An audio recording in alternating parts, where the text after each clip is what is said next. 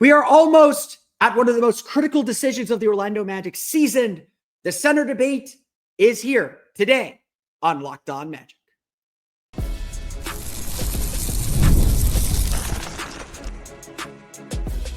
You are Locked On Magic, your daily Orlando Magic podcast, part of the Locked On Podcast Network, your team every day. And you are indeed Locked On Magic. Today is November 24th. It will be November 25th, 2024. My name is Philip Rossman-Reich. I'm the senior writer over at OrlandoMagicDaily.com. Of course, follow me on Twitter at PhilipRR_OMD. On today's episode of Locked On Magic, the center debate is about to begin. If it hasn't started already, why the Magic have a critical decision when Wendell Carter returns. We'll get to that, dissect it from a bunch of different angles today on Locked On Magic. But before we get to that, we want to thank you again for making Locked On Magic part of your day every day. And you can now make Locked On Magic an even bigger part of your day with the Locked On Magic Daily Newsletter, the one stop for ultimate team and league coverage delivered right to your inbox. Sign up for free at LockedOnDaily.com or by scanning the QR code on the bottom left of our screen if you're watching on YouTube. That's LockedOnDaily.com and start your day with the all-new free Locked On Magic newsletter. Today's episode of Locked On Magic is sponsored by Game Time. Download the Game Time app, create an account, and use code LOCKEDONNBA for $20 off your first purchase. We don't know when this is going to happen, but it's going to happen. And I want everybody to be ready for it. I want everybody to be prepared.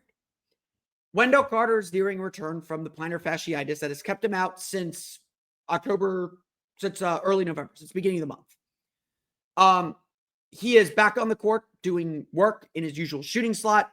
Jamal Mosley said that he went through a quote-unquote strenuous workout on Saturday before the Magic's game, before ultimately being ruled out. He is once again listed as questionable for Monday's game against the Charlotte Hornets. I don't know when it's going to be. And look, Charlotte is down a lot of centers. They got Moussa Diabate, who's playing very, very well, but Grant Williams won't be playing. They don't have Mark Williams yet. If there's a team to try and throw a guy in when there's no one to bug him at center, Monday might be it. But regardless, Wendell Carter is coming back soon. And while Goga Bitadze has done everything the Magic have asked of him, everyone should expect that Wendell Carter will return to the starting lineup and Goga Bitadze will return to spot minutes. Is this the right decision? Is this the wrong decision? I don't know. I think there are good arguments on both sides, and we'll get to some of those here in a minute. I think that not disrupting the rotation is generally a good thing. I think that Goga Bitadze gives the Orlando Magic something that no one else on this roster can give them. I think Mo Wagner is very safe as the backup center. He's the third leading scorer on the team since Paolo Banchero's injury. He's not going anywhere. But I think Wendell Carter still gives this team a lot. And everyone's going to fall on different sides of this debate. Look, I think there's a lot of arguments we had for and against restoring Carter to the starting lineup or keeping Bitadze in the starting lineup. Let's make this 100% clear. Goga Bitadze has done everything the Magic have asked for him and has been successful at it. He has been really good, and he's been better this year than he was last year. And last year, he was really good and did everything the Magic asked of him, everything the Magic needed from him. Let's make this part clear, even though I think that Wendell Carter's going to be back in the starting lineup. Goga Bitadze is a rotation center at minimum. He is a starting center at best. But he is someone that deserves minutes, and having him on the bench, not playing him, is an extreme luxury. He's been really good. The numbers, frankly, speak for themselves for both players. And we're going to get to Wendell a little bit at the end here. Goga Bitadze, since coming back into the lineup after his own foot injury, is averaging 9.6 points per game, 8 rebounds per game, 3 offensive rebounds per game, underrated thing, and 1.7 blocks per game. Bitadze gives this Magic team something that no one else on this team does. A center who plays above the rim. Having a center who can roll hard to the rim sit in the dunker spot, and finish offensive putbacks is a huge thing. And Bitadze has proven himself time and time and time again to be very skilled at this. He is a force around the basket. Now, again, maybe not like Dwight Howard force. I'm not saying that, but he gives the Magic that little bit around the basket. And I think it is fair to say, whether you agree with this or not, I think it is fair to say that Goga Bitadze shows what a rim runner would be for this Magic team. Having someone that you could comfortably throw lobs to, having someone who can just rise up on a quick jump and get a rebound or get a putback dunk, that is so incredibly valuable. And again, even some of the background stats really show what Bitadze can do. Bitadze's blocking shots. That's a big thing. And really, no one besides Jonathan Isaac can block shots at the rate that he can, outside of like Jalen Suggs, who leads the league in block shots for guards. Bitadze, opponents are shooting really poorly at the rim against Bitadze as well. About 58% since January 31st, 58.5% since January 31st, or October 31st, sorry. Bitadze is a good rim protector. But I want to note that 58.5% is good, not great. And so the reason why Wendell Carter is probably going to retake his spot in the lineup is because while Bitadze gives you a lot of these highlight reel plays, and yes, has this skill that I think the Magic should be seeking out and should value, Bitadze still falls short in a lot of areas. Nothing super concerning, but areas that Carter's really good at. And again, we'll get to Carter here in the second segment. Since October 31st, the Magic have a team worst 108 defensive rating with Bitadze on the floor. I want to note this. For any other team, a 108 defensive rating would be freaking amazing. This Magic defense has been so good that 108 is the worst defensive rating that they have on the floor, among rotation players at least. But having said that, Bitadze, if there's a weakness in Bitadze's game, he can be a little bit of a block chaser. It's kind of the same theory with steals. Steals can be valuable. Magic are really good at getting steals. But if there's one thing that I think a lot of us would be critical of Jalen Suggs this season, is he goes for steals too much. And when you go for a steal, you sometimes take yourself out of position. You miss out and you gamble on a steal, you miss it. Now that lane is wide open. Bitadze's kind of the same way with blocks. He'll get a little overeager. He'll come over a little too soon. He'll give up that spot underneath the basket. He'll give up an offensive rebounding lane. While he's a very good rebounder, and I think these are small things, I don't think these things are happening very often. He's better at it this year than he was last year. I want to make that point as well. Bitadze can be a little bit of block chaser. So yes, Bitadze has the highlights. He made 2 blocks against the Pistons that only Jonathan Isaac can make on this team. And Jonathan Isaac made some incredible blocks that no one on this team can make in that game against the Pistons. That is a big thing. Bitadze can get caught a little bit out of position. He doesn't give you the versatility on offense, although it should be worth noting, since October 31st, the Magic have a 113.9 offensive rating with Bitadze on the floor. That's the 3rd best among rotation players. So go figure. He's playing a lot with the starters. That's part of it. And I would note as well that the Magic often opt to use Jonathan Isaac as their backup center, as their starting center in close game situations. It's not Bitadze on the floor. It's typically Isaac. It's sometimes Wagner because of his offense. It's typically not Bitadze. I think, and we'll dive a little bit more into this when we talk about Wendell Carter here, Bitadze in theory is what the Magic need. A rim running, rim protecting, above the rim center. But Bitadze still has shortcomings that he has to overcome. That's not to say the Magic and him haven't overcome them at this juncture. And honestly, that's at the heart of the debate here. That's at the heart of things. Is what are you giving up and what are you taking back by keeping Wendell Carter in the starting lineup? That is the ultimate question. And look, whenever Wendell Carter does come back, he's going to need a few games to get back into rhythm, get back into shape, all that stuff. This is the ultimate question. This is the central question here.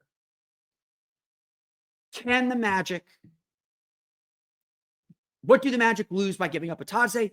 Shot blocking, rim protecting, maybe some rebounding. What do they gain from going back to Wendell Carter?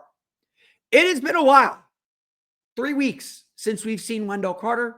So let's remind you what he did in those first 6 games. We'll talk a little bit about Wendell Carter and his season, what he brings to the table, and his side of the debate coming up here in just a moment. But first, today's episode of Locked On Magic is brought to you by SKIMS.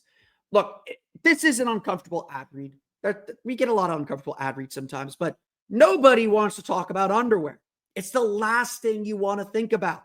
When it's uncomfortable, you feel like everybody knows it's uncomfortable. So, how do you fix that?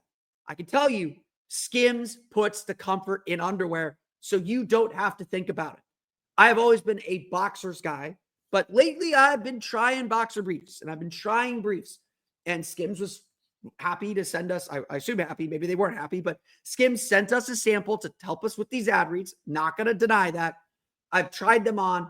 They are so freaking comfortable. They are so good. It feels like you're not wearing any underwear, which is honestly the feeling we all want, but we can't because of society.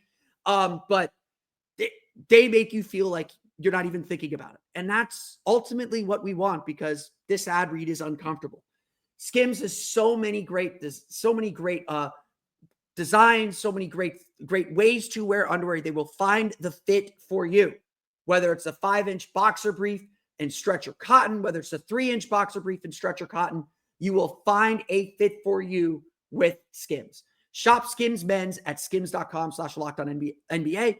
Let them know we sent you. After you place your order, select podcasts in the survey and select our show in the drop-down menu that follows. And if you're looking for the perfect gifts for the whole family, not just for the men, you can do it for your lady friends as well. SKIMS just launched their biggest holiday shop ever, also available at skims.com/LockedOnNBA. Check it out today at skims.com/LockedOnNBA.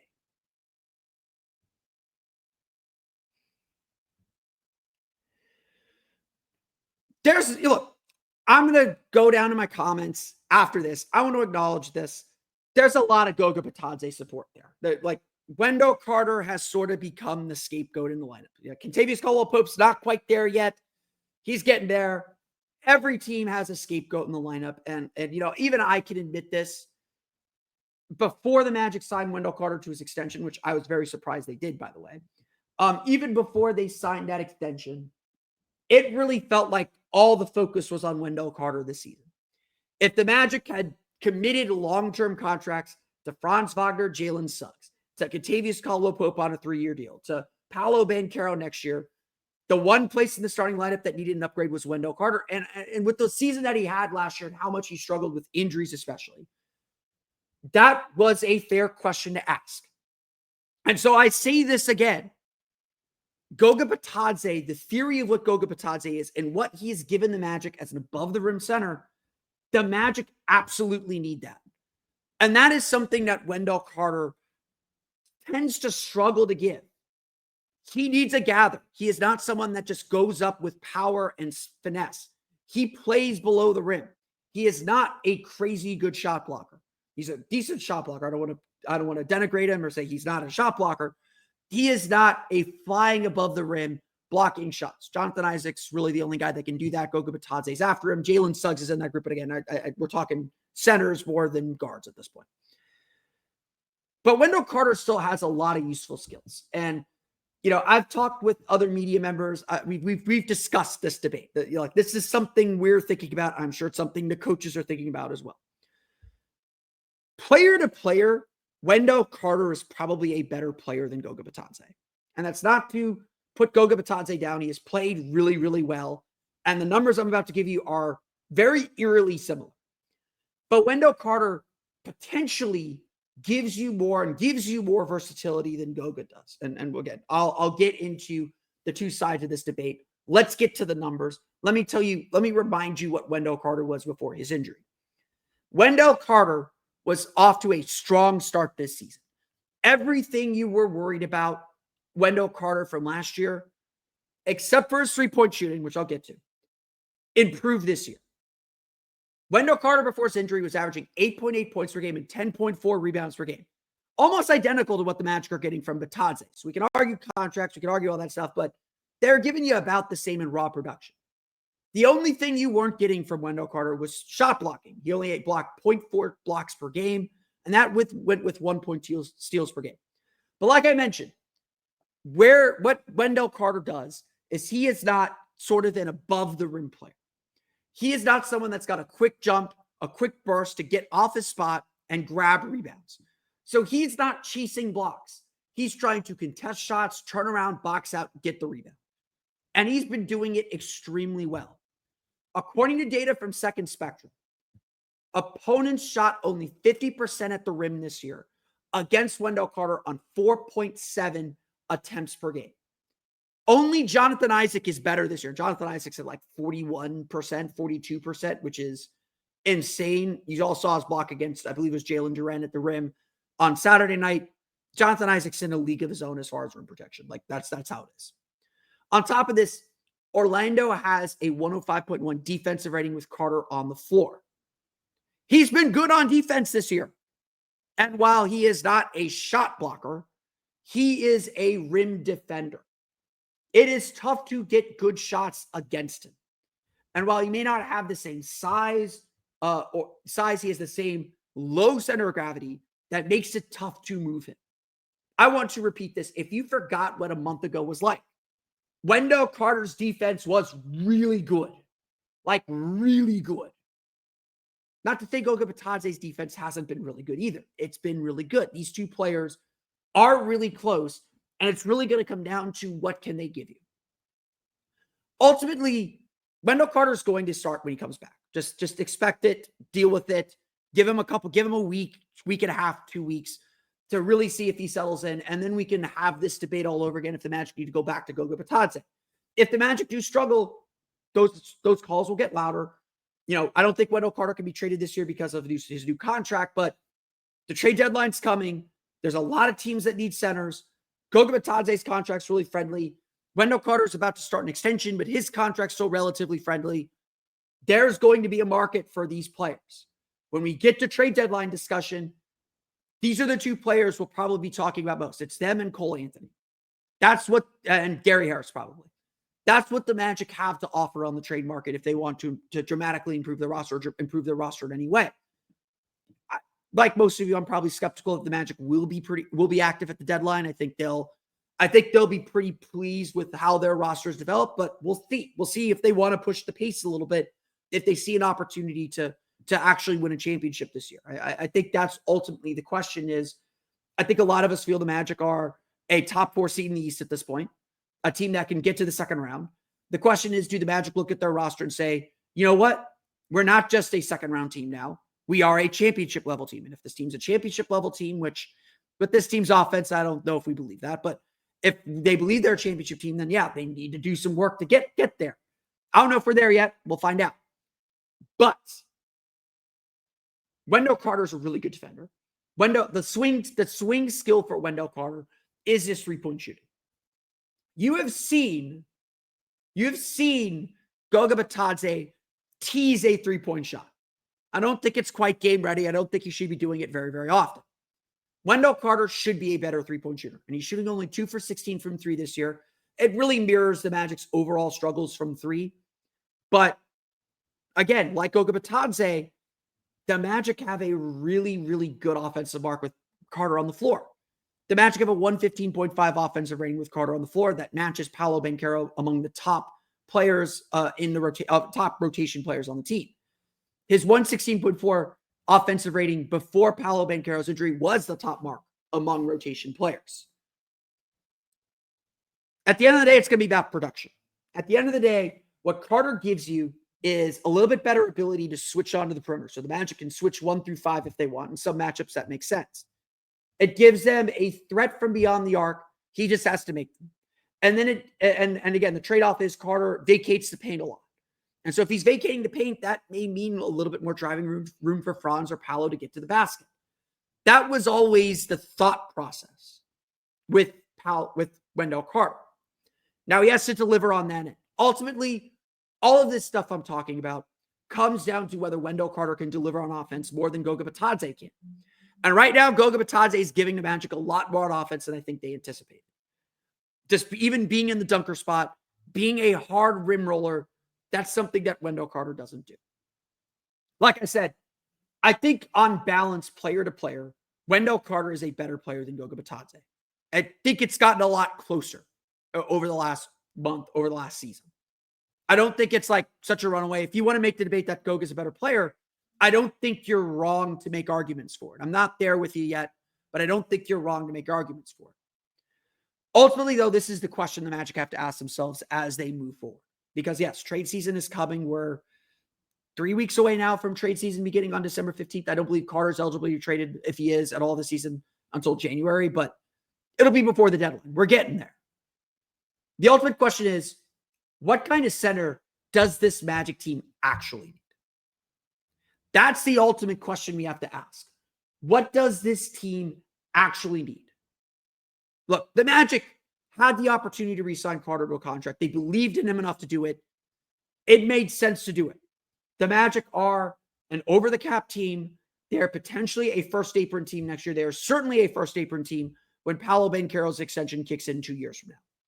So their ability to sign high-quality players is now severely limited.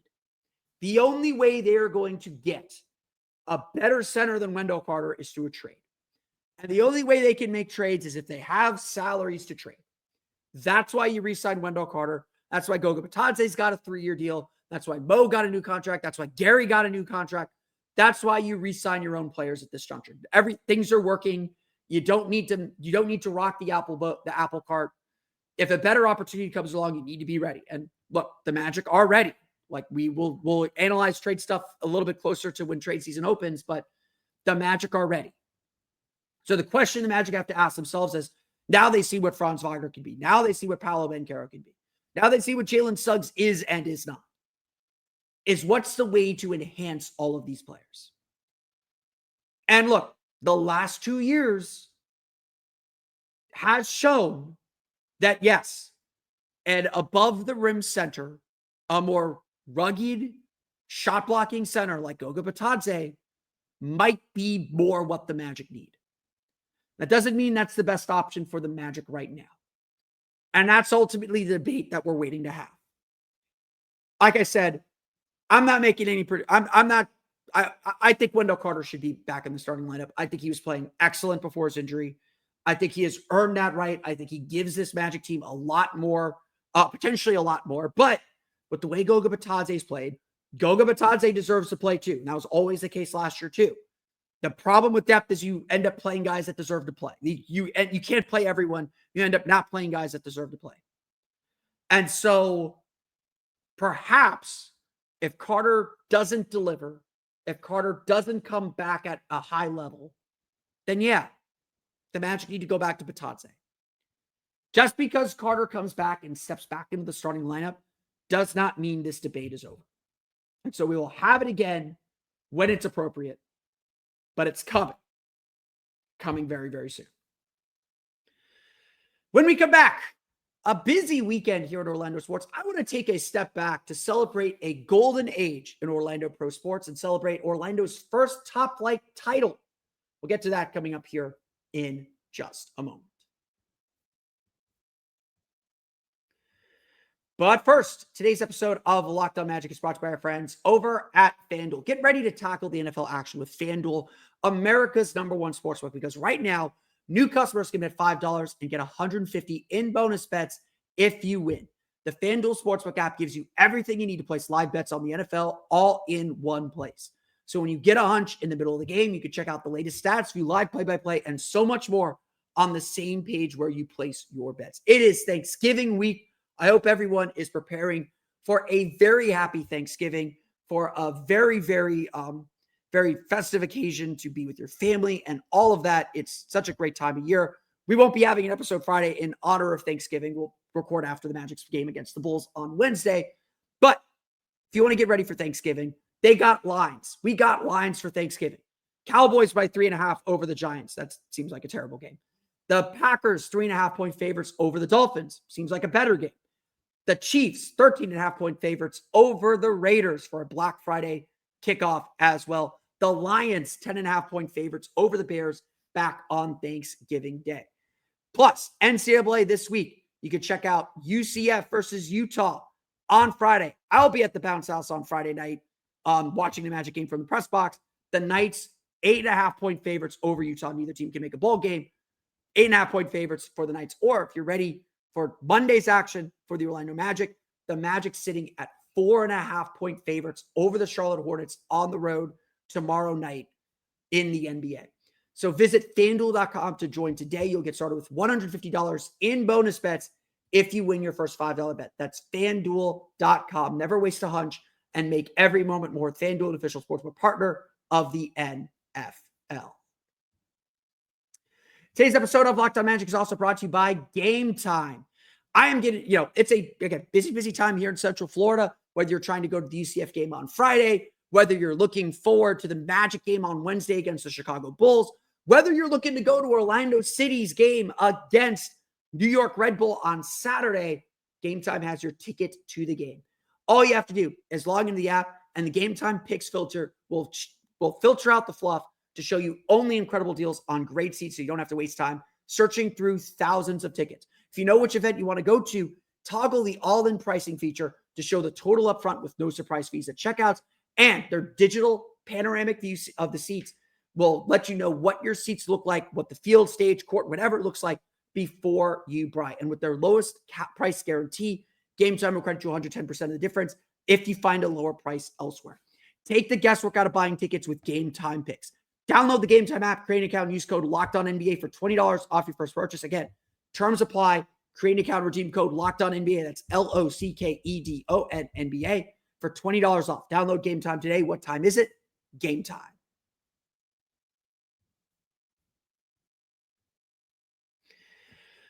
I would be remiss if we did not chat a little bit about the big event that happened outside Orlando, but to Orlando this weekend. Didn't get a chance to chat about it yesterday. I want to save it for the Monday episode, but we are now, it feels like, in a golden age of Orlando pro sports. There's a lot of fun stuff happening here in Central Florida, and it deserves a moment to just step back and reflect a little bit. Orlando's won championships before. They've won some titles before. The Orlando Solar Bears won the Turner Cup. The Orlando Rage were sitting in first place. They didn't win the XFL back in the early aughts. The Orlando Apollos are the greatest team in the in the Alliance of American Football's history. There's a short history, but there was a history nonetheless. The Orlando Jackals won an indoor roller hockey championship way back in the 90s. The Orlando Predators have a couple of arena bowl championships that they hang in the Kias. I don't believe they're hanging the Kias anymore, but they won them back at the old Touchdown Waterhouse Center in the jungle. Orlando City has won USL Pro championships before, but never before has a team from Orlando from a top flight league, Big Four, MLS, and WSL, I'm going to put them in there, or WNBA as well. Never before has a team from Orlando, a pro team from Orlando, won a top flight championship until Saturday. Saturday night, the Orlando Pride of the NWSL women's soccer won Orlando its first championship. And if you do get the chance, I hope you come downtown. They're having a mini parade, a celebration for the Orlando Pride in downtown Orlando on Monday afternoon. Should be a lot of fun. And this is a team that is absolutely deserving of it. Whether it's Marta, the all-time greatest soccer player in women's soccer history, Barbara Banda, who's probably the best striker in the world at this point. Maybe I don't know about women's soccer. Someone yell at me if I'm wrong, but she was pretty good in the Olympics, if I remember correctly. This is a team that has literally been at the very, very bottom of the league. They were one of the embarrassments of the league just a few years ago.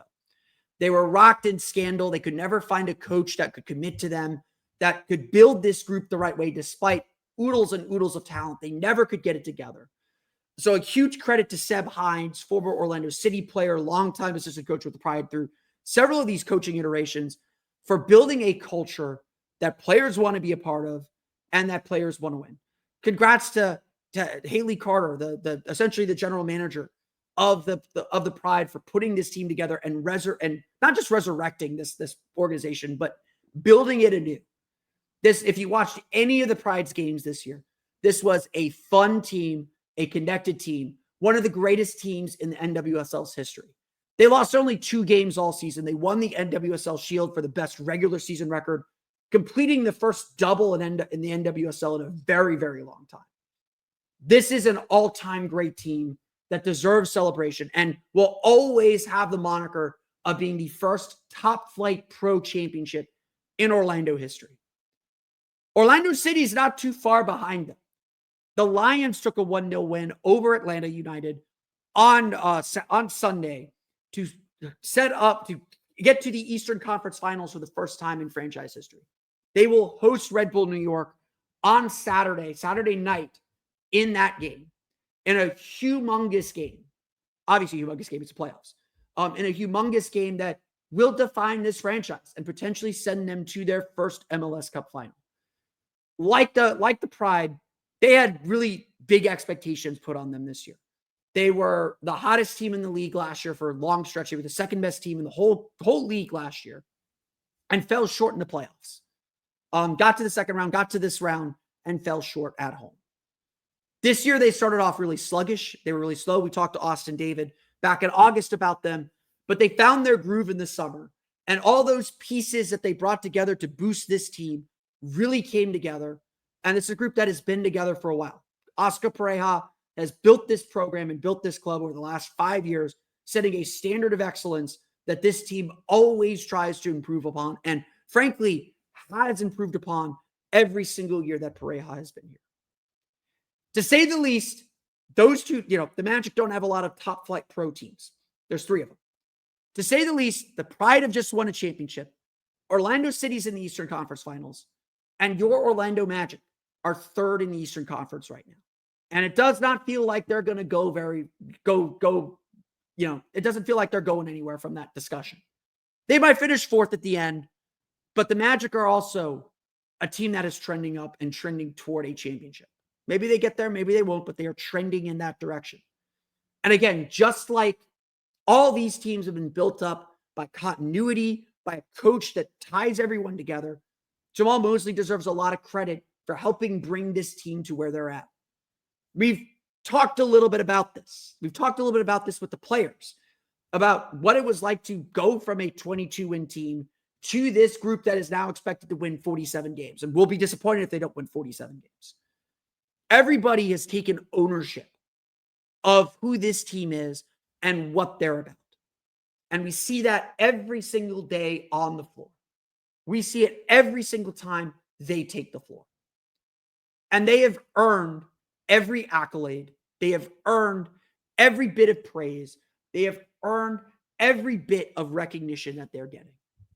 If you are an Orlando sports fan, if you live in Orlando, if you follow these teams, if you're in the city, if you're downtown, maybe not last night because Classic Weekend is always wild. It is a fun time to be in this city.